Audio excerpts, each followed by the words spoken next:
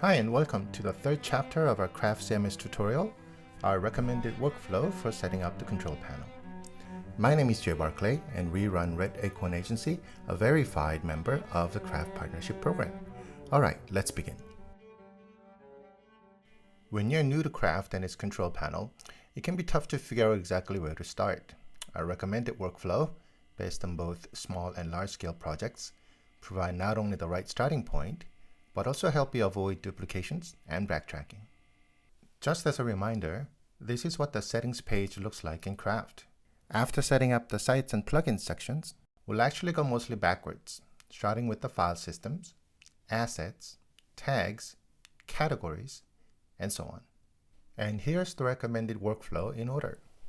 Plugins, sites, file systems, assets, tags, categories, fields, sections, globals, and routes, which will work in tandem with templates. What's important to remember is that the different settings have interdependencies.